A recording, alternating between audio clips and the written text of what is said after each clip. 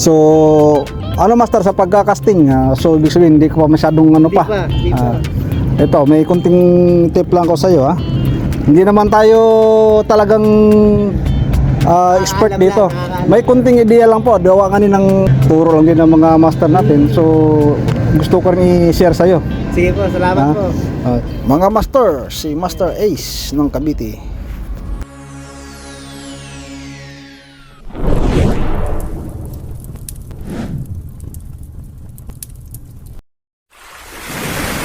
Magandang araw ulit mga kahabis, mga kamastor. May bago po tayong kaibigan na gustong matuto po ng ating sports. Ito mga master, ito pala si Master Ace ng Cavite City. Shoutout po sa mga followers ni Kuya. Ayun o, Travel and Hobbies TV. Travel and Hobbies. So, medyo bigyan lang natin siya ng kunting idea lang po dahil gusto matuto ng, ng ating games. So, ito. At lumapit siya, kanina nakita namin siya doon sa daanan natin. So lumapit siya ngayon dito. So pagkakataon na po na mabigyan natin ng konting idea sa nalalaman po natin sa ating sports. So ganyan lang yung master. Yung setup niya. Ganyan mo yan. Yan, balance yan. Yan talagang setup. Itong natawag na medium light setup. Yan medium light. Magsimula sa rad, papunta sa reel, papunta sa line, braided line. Kahit dyan sa may leader line na yan, may sukat yan. Ayan po. Galing na kaya. May sukat yan. Hanggang doon dito sa may ano niya, sa may binabala mo, may sukat po yan. So 30 grams. 30 grams siya. So ang leader line natin, itong fluorocarbon natin, ano yan, 20 LB. Maano yan sa 9 kg. Yung kakayanin niyang timbang. Itong braided line natin, P1, natawagin P1. So, nasa ano siya, nasa 10 kg rin na bigat ang kaya niyang hatakin. So, mas malamang ito. Doon sa nasa 20, ito nasa 15. So, itong rod natin naman, maximum niya 27 grams. 27 grams ang ibig sabihin na 27 grams yung casting weight niya. 27 grams. So ito, binala natin sa ng 30 grams. So kung tutusin, mabigat na to. Mabigat na siya. Pero okay pa rin. Kasi kaya niya pa rin. Kaya pa rin niya. Kaya pa rin niya. Kahit nalubagpas dito, kaso nga lang, siyempre katagalan, yun na nga, madaling magbago yung mga natin, yung mga ng rod pag gabigat. So ito naman ay pares naman natin sa reel natin. 3000 series to. 3000. So ang bigat niya at saka sa line na may spool mo, match na match doon sa setup. Ganun yun. Kaya balance. Balance. Kasi itong reel natin 3000 lang siya. Pag nilagyan natin to ng malaking line, kaya ng 1.5 PE 1.5, susubra na siya dito. Aapaw na siya. At saka yung pagbubuhol niya, maaring pag nagre-retrieve ka, hindi maganda yung pagkabuhol-buhol. Doon nagsisimula yung yung hindi maganda pagkabuhol ng reel, ng braided line. Doon nagbubuhol yun. Na maabala na kaya. Oo. So ang haba nito 2.7 meter ang haba niya. So pagkakast natin, ang pagkakasta po natin ay napakadaming dito, napakadaming pagsubok din. Gawa nga ng minsan pag hindi natin makontrol yan, magsasabit, napakamahal po master. Sayang pag hindi natin mabantayan ng maayos. Kailangan focus din tayo sa ating ginagawa. Pag naka-cast po tayo, kailangan wag muna natin isipin yung mga kung ano-anong titingnan natin yung focus lang kasi yun nga sinasabi natin, di ba? Napakamahal po ng ating fishing gear. Biro mo, ang ordinary niyan 10 dirham. Magkano na po sa piso, no? 150. So 150 na sa piso. So sasabit lang sa bato. Nako, masama ang loob natin. So ang Ano master, yung may share ko sa'yo na idea, pag nagkakas po tayo, maghawak natin ganyan. Ganyan, kano ako, kaliwa yung hawak ko ng rod, kaliwa. So, pag ganyan sistema, lalagyan ko kami mo rito, saka ganyan isabit. Tapos i-click, i-open natin yung bell. Ang pinaka-safe na ano yan, na para hindi magbalik tong bell niya. Minsan, pag hindi mo na-open ng maayos po master, pag-cast natin, bumabalik yan. So, mas maganda, sandal mo sa dito. Sandal. Pag na-open mo ganyan, ikutin mo ang bell niya, isandal mo. Yun, pag naka-open yan, hindi na siya ikot, diba? Yun. Saka, mo ilagay ang daliri mo rito. Ayan. Saka paghawak dito. Tapos, sa pagkakast naman, napakadaming estilo ng pagkakast. Dito, master. Isa sa mga safety, pag ginaganyan mo, ang daliri mo master, huwag mong kalimutan pitikin to. Ayan o. Pag may buhol man doon sa may sa may mga guide niya, hindi mo mahihila yon. Hindi mo magaganyan pag may buhol, di ba? So ibig sabihin, wala sa kondisyon ng line natin. So ugali mo lang ganun lagi pag nakalaylay na siya. Tapos pag ganyan, pwede mo siyang lingunin ng ganyan.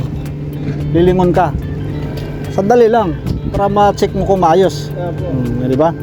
Tapos sa pagka-cast master, para maganda yung cast mo, tingnan mo. So maraming klaseng cast eh. Marong gusto mong lakasan, yung parang relax ka lang. May relax ka lang na hindi ka mapagod. Tingnan mo. Diba? Tingnan mo yung kamay ko ha.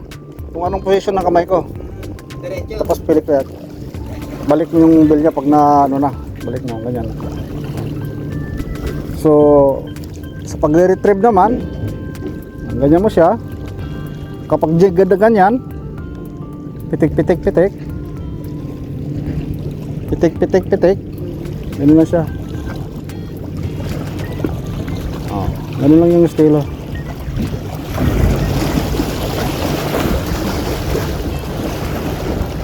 Karamdaman mo kung gusto mo ibaba ng konti, yung nasabi ko, focus ka lang para. At saka nagdidepende din po sa fishing spot natin kung malalim bang fishing spot. Pero pag makikita natin na medyo mababaw, malayo na, may mabato pa, kailangan pag medyo nasa tabi ka na, nasa gitna, bilisan mo na pag-retrieve. Tuloy na. Wala namang eksperto dito master pagdating sa pagsasabit. Kailangan pakiramdaman lang. Ito nga pero mas iba na rin talaga pag may kunting idea ka na. Dahil pag may kunting idea ka na, ayun, kahit pa paano maiiwasan po natin yung mga nasasabit, napuputulan tayo. Ayan, makikita mo naman master pag medyo gilid na, kailangan yung rod mo nakatingala. Wag masyadong ganun. Kasi pag nakatingala, ayun, madali mo siyang mapapansin na nasa tabi na. Di ba? Ayan. Sa kaysa pa master na bigay kong tip sa'yo, hanggat mari, nagpagkwentuhan tayo, ganyan, hanggat mari, huwag mo muna buksan ang bill niya. Kaya mo lang siyang ganyan ka. Ngayon, pag ready ka na mag-cast, ganyan mo, hawakan mo siya, open mo na. At saka ganun. Pag naganyan mo na, huwag ka nang tumigid master. Tuloy-tuloy mo na siya. Kailangan maghagis ka na talaga. Maghagis ka na talaga pag naisabit mo na sa daliri mo to. Dahil tendency master, Bumagrak. tendency minsan, ganyan tayo, Bumaba.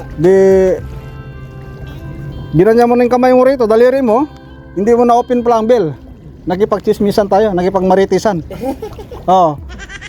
Ngayon, bibigla ka ganyan yan. Pak! Ahagis ka ngayon. Yung bell mo pala nakasarado. Ito, nakalak. Putol yan. Matik. Gastos. Matik yan pag kaya kailangan, sabi ko nga sa'yo, pag nakaganyan ka lang, huwag mo nang isabit ng kamay mo. Kasi minsan gaganon ka na kagad eh. Tapos pagpintuhan ka, hindi mo plan na open to. So, yun na nga sabi ko sa'yo. Pag may gusto mo na siyang itapon, pag ganyan mo, open, sandal mo rito para mas safe. Mas safe ha? Mas safe yan. Pero sa mga sanay na, madalas hindi na ginagamit yan. Pag ganyan mo, kunting tingala, tingin. Kita mo, di ba? Yung kamay ko pag ang kamay ko pag nung pagcast ko, nakadikit dito. Pare. Nakadikit yung ano master, yung rod, nakaganyan dito. Kasi kapag cast natin ng ganun, hindi lang basta ang kamay mong may lakas, pati ito, kailangan gumaganyan rin dito, paloob. May pwersa din siyang paloob ng ganyan, kaya kumbaga, gumaganon yung kamay mo. Tapos medyo tingala lang ng konti ang rod mo. Kasi pag masyadong ganun din ang rod mo, malamang dyan babagsak sa harapan mo yung ano, yung... Galing. So, tatry kita master. Ayoko po. Ah, hindi, huwag kang matakot. Sige, nood lang. Huwag kang matakot. Ayoko yung...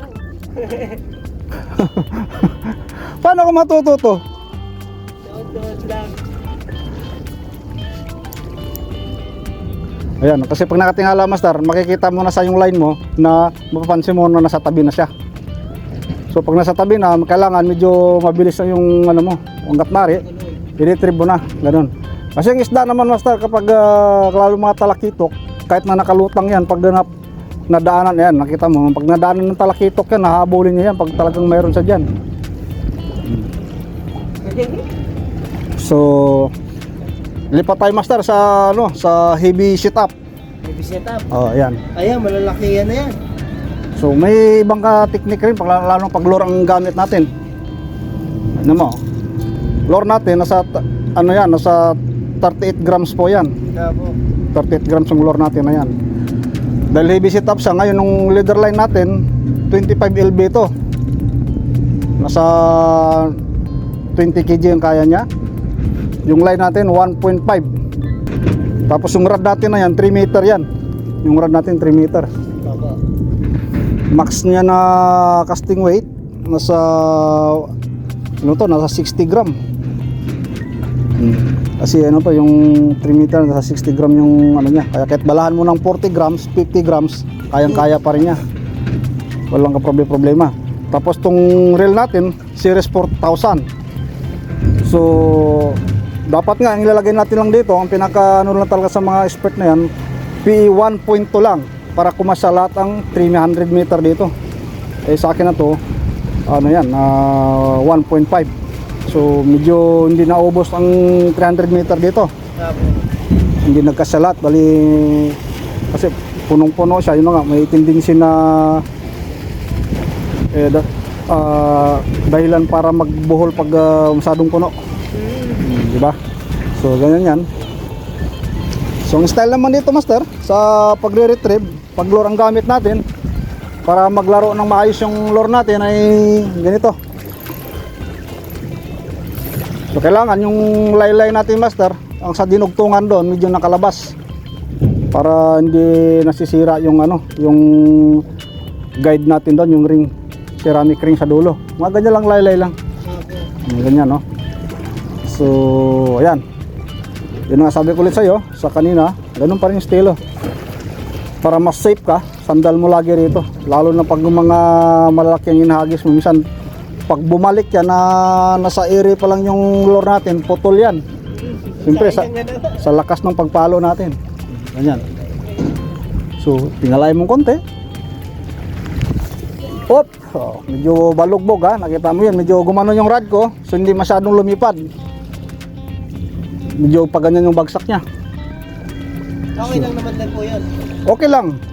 Okay lang naman yun. Pero siyempre hindi mo palayo ng maayos.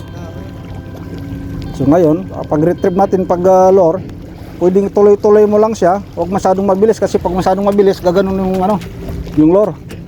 Pwede mo sang ganyan. Ganyan mo. Pag ginagayan mo, ramdam mo yan, gumagalaw, sumasayo-sayo yung lure niyan. Oh, alam mo. Pwede mo rin ganyan. Ayan, alam mo. Maano siya, umisisid. Kasi yung pinakaano niyan, pag maganda yung hila mo, gaganon yan. No? So, ganun lang lagi, master. Ayan.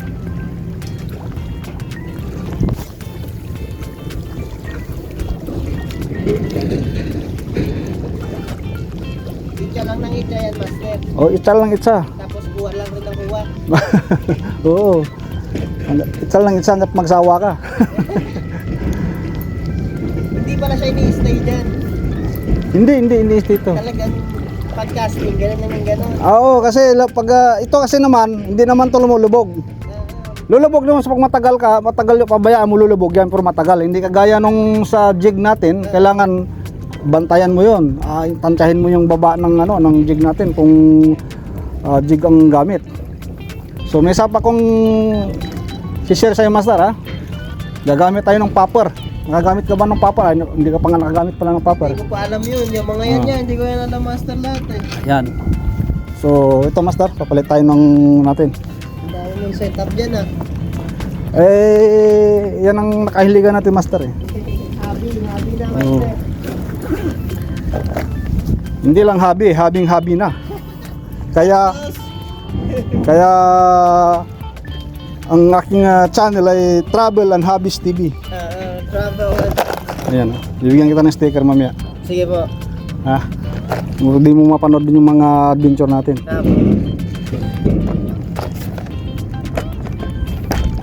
Ito, master, may popper tayo, ha. Maganda. Itong popper na to, makikita mo dun yung gaano kalaking nahuli nito na na queenfish dun sa ko sa may Zacom Vlog, sa channel ko. So dahil ito, master, yung yung bigat nito 27 grams to. So Pwede siya po dito. pwede dito, pero ang pinaka eksaktong setup talaga niya dito siya. So ayan, sa akin kumbaga naka-ready na yung mga niya, yung mga snap niya. Kaya pag nagpalit ako, mabilis lang. Ayun, nag-lock na siya, master. So ito naman, wala kang kabar ito pagtapon mo, kahit pabayaan mo kasi lumulutang talaga tong popper. Lutang talaga yan. Hindi yan lumulubog. Kaya ang laro nito, master, ng popper, nasa ibabaw. Ito, master, ang dumadali ng mga malalaking isda, yung mga habol talaga. Kasi pinakita nilang yan, nahabulin nila yun. Kaya karamihan sa popper, malalaki ang nahuhuli. Kasi ito, hindi naman ito dadakmain ng talakitok eh. Yung mga maliit ng talakitok. So, ganun pa rin, master. Style ng paghahagis. Iba lang sa pagre-retrieve. Oh, di ba? Ayun, nakalutang lang yan, master. Hindi lulubog yan. Kaya pagtapon mo, kahit mo magpahinga ka muna, Pwede po. pwede. So, pag style naman ng pag-retrieve na yan, depende kung tuwing ang mo, master, ang paggalaw mo ng rod, sabay doon sa pag-ikot. Yan, mo. Para ang popper natin gaganon siya. Masayang. Oh, yan. Sasalya-salyasan ng tubig, yan, mapapansin ng isda yan pag Ayun nga. yan, di ba? At isa rin to sa nakakalibang, master, gawa nga ng habang palapit sa iyo ang popper mo, napapanood mo siya, napapansin mo. At saka pag may isda yung, master, dumakma diyan, kitang-kita mo talaga yun na hinahighball ng isda. So, pag ganun lagi, tingnan mo yung kamay ko. Ganun mo lagi yung kamay ko kung paano mag-cast ng ganun. Kasi pag hindi ka pa talaga sanay mag-cast, kahit ako rin simula niyan, kumbaga, Beginner. pag beginner ka, hindi mo ma-cast ng maayos, saka parang hirap ka ba? Ayun na, nakakatuwa pag ganyan. Kailangan sabay mo sa doon sa pag-retrieve mo ng para yung yung popper sumasayaw-sayaw, umasalubong sa tubig. Ayun. Tsaka dito, master, lalo nang sa sports natin na to, napakarami tayo magiging kaibigan. Kaya nga po, nakaka-relax. Oo, hindi lang makaka-relax, master. At saka dito sa may nare-relax na agad ako eh. So yun na nga, mga kamaster, kahit papaano nakapagbigay po tayo ng konting idea sa kaibigan natin na gusto matuto ng ating games. So ganun pa man, maraming salamat po sa inyong panonood ng ating video, at maraming salamat sa inyong support din sa ating YouTube channel. So mega love shoutout sa lahat.